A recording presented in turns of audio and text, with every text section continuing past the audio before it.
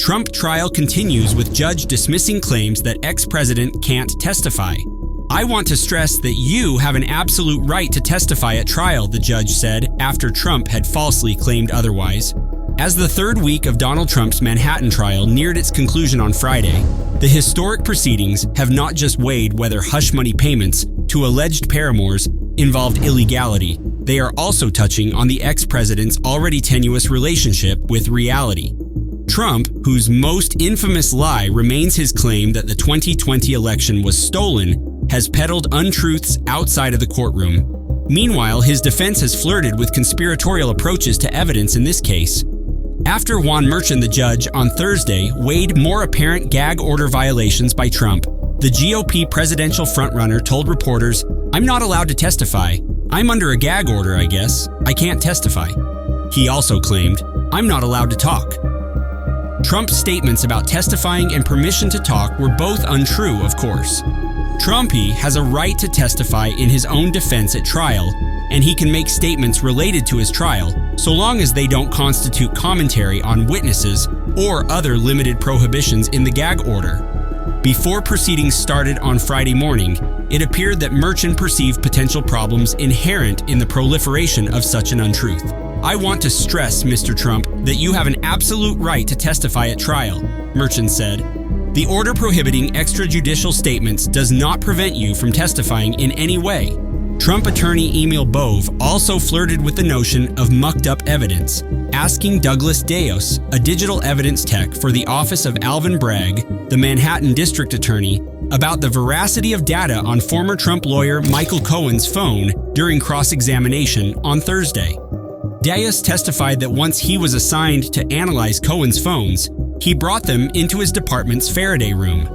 In very general terms, Faraday cages, which can take the form of rooms, bags, or containers, among other vessels, effectively shield their contents from outside electrical fields. Keeping a cell phone in a Faraday cage could evade detection from outside the cage and, theoretically, not be subject to interference from outside fields. Bove asked Deos about his testimony in the Faraday room. "But there's also a Faraday bag," he asked, to which Deos replied, "Yes. So sometimes you can get the device, throw it in the bag, and it's protected from the radio signals, right?" Again, Deos said yes. Bove's implication was clear.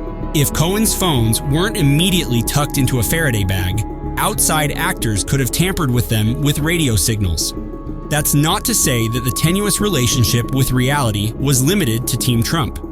Keith Davidson, the attorney representing Stormy Daniels and Karen McDougal, discussed sexual relationships on Thursday in a way that stretched the confines of English diction. Davidson did so while being questioned about Daniels' written denial of a sexual relationship with Trump, in which she said, "I recently became aware that certain news outlets are alleging that I had a sexual and/or romantic affair with Donald Trump many years ago.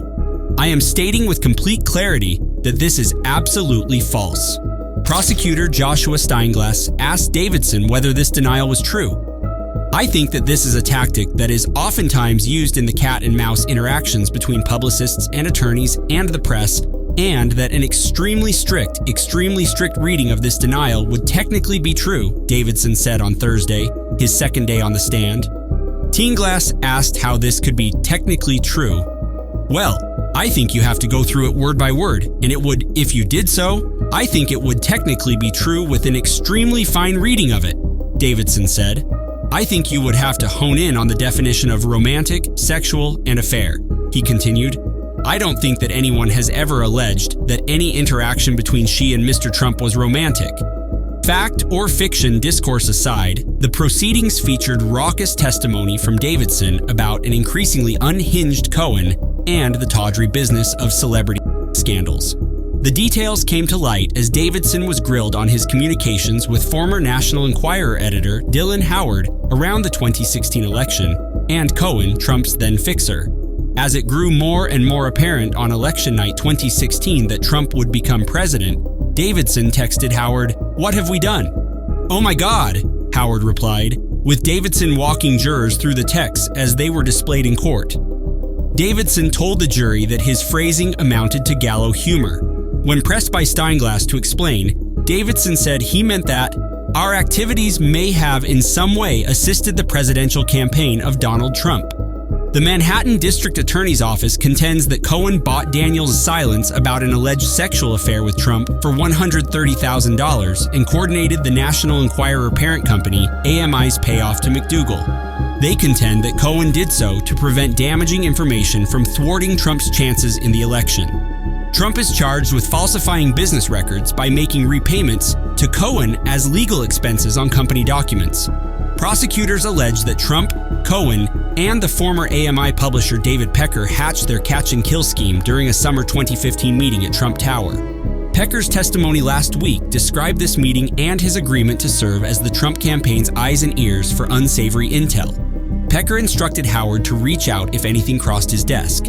As Howard had long known Davidson, several items did indeed catch his attention. Davidson repped McDougal and Daniels. Neither wanted their stories out there, and both were willing to keep quiet. While they were quiet following financial agreements, with Cohen himself initially footing the bill for Daniels, the Trump loyalists grew disillusioned. Davidson said they kept talking after the election and recalled one late 2016 phone call in which Cohen seemed to be spiraling. "Jesus Christ, can you believe I'm not going to Washington?" Davidson recalled what Cohen said. "After everything I've done for that guy, I can't believe I'm not going to Washington. I've saved that guy's ass so many times, you don't even know," Davidson further remembered of Cohen's call. He said, "I never even got paid. That guy is not even paying me the $130,000 back." On cross, Bove tried using Davidson's account of Cohen to create cracks in the expected star witness's testimony. Cohen was so upset over not landing a gig in the Trump administration, Davidson said, "I thought he was going to kill himself." He also tried to slime Davidson by placing him at the center of scandal with celebrities of varying import, noting that his other work had involved legal issues relating to Charlie Sheen, Hulk Hogan, and a Playboy model turned born-again Christian who had allegedly associated with white nationalists. Please subscribe to the channel. It helps us a lot.